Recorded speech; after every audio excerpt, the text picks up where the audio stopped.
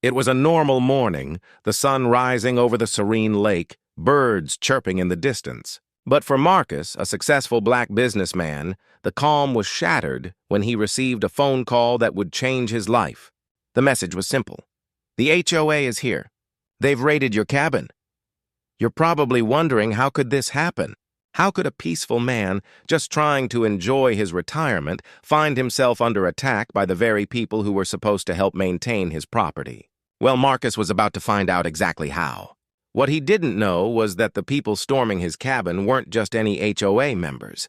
They had a secret agenda, one that would shock him to his core. The raid wasn't just about a violation. It was much deeper, much darker, and much more personal. What happens next will make you question everything you know about power, racism, and the lengths some will go to keep others down. Marcus Williams had worked hard for everything he had. Born and raised in a small town, he spent years building his career in tech, fighting the odds in a world where success often seemed out of reach for black men. After years of dedication, long hours, and constant battles against prejudice, he finally achieved what many only dream of: a beautiful lake cabin far from the chaos of city life.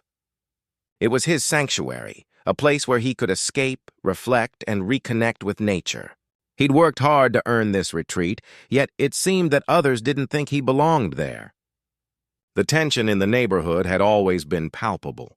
When Marcus first bought the cabin, some of the locals welcomed him with smiles. But others, they made it clear that someone like him, a successful black man, had no place in their quiet, pristine lakeside community. Quiet glances and whispered conversations became a routine that Marcus had to live with every day. Still, he tried to remain hopeful, believing that things would change. The world, after all, was supposed to be evolving. But things weren't evolving. They were getting worse. The HOA, a seemingly benign group of neighbors, began targeting Marcus with obscure code violations. They complained about the smallest details: an overgrown bush here, a misplaced fence there. Every complaint felt like a thinly veiled attack, a way to drive him out without having to say it outright. Marcus, being a man of integrity, followed all the rules. But it didn't matter. Every new violation report was a reminder that his presence here was never truly accepted. It was early morning when the HOA members arrived, unannounced, demanding entry to his property. Marcus had dealt with them before, but today they weren't here for a simple inspection. They were here to make a statement, and they had no intention of leaving quietly. They claimed he had broken another rule, a rule that no one could quite explain clearly. And with them, they had brought an attorney, someone who had a history of shutting people like Marcus down. It was all too obvious now. This wasn't just about rules. It was about something deeper, something ugly. Marcus stood in the doorway, stunned. His mind raced as he looked at the group outside. 6 HOA members, including the attorney, standing on his property as if they owned it. His heart sank, and the weight of their presence bore down on him. What were they really here for? Was this just another attack, or was something more sinister at play? The attorney, a well-dressed man, stepped forward with a clipboard in hand, presenting a series of violations he claimed Marcus had ignored. It was all a blur to Marcus, his eyes shifting from one face to the next, trying to understand why his peaceful retreat had become the center of this storm. But it wasn't just the alleged violations. They were demanding that he leave. Leave the land he had worked so hard for. As the tension mounted, the HOA members, with their white faces and privileged attitudes, seemed to revel in the power they held. They had no idea how much pain their actions were causing. Marcus felt the weight of every past injustice, every time someone had tried to take what was rightfully his because of his race. But today, Marcus wasn't going to back down. He had already fought so many battles in his life, and this one would be no different. Just as Marcus was about to respond, something unexpected happened. The attorney made a critical mistake, a slip of the tongue that would change everything. He mentioned the name of the state attorney general, a man who had been quietly working behind the scenes. This name rang in Marcus's ears. Why was the state attorney general involved? What did he have to do with this? That was the moment Marcus realized something was deeply wrong. He wasn't just facing an HOA, he was up against a system that had been using its power to try to force him out. But Marcus was no stranger to standing up for what was right. This was about to turn into the fight of his life. The shift was immediate.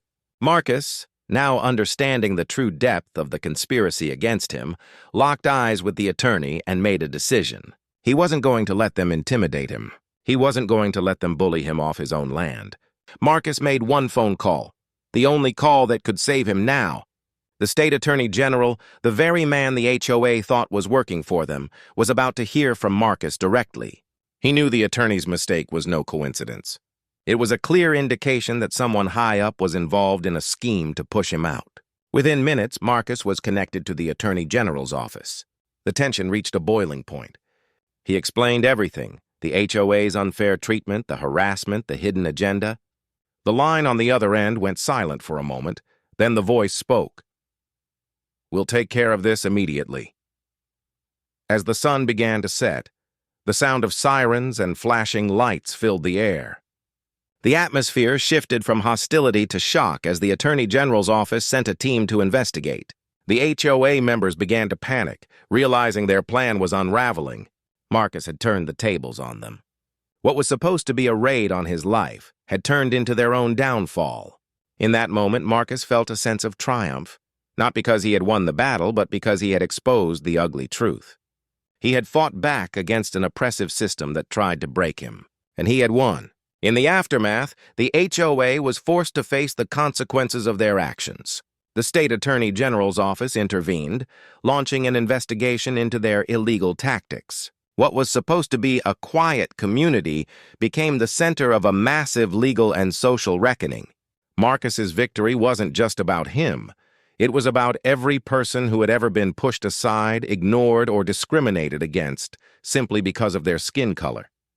The case sparked national conversations about the power of HOAs, racial discrimination, and the need for reform in communities across the country. Marcus, while still holding onto his cabin, had done more than fight for his property. He had become a symbol of resistance.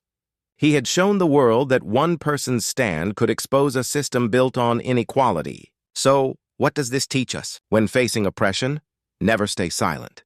The fight for justice might seem impossible, but Marcus's story proves that no matter the odds, you can make a difference. Will we continue to let these systems of power thrive, or will we stand up, speak out, and fight for what's right?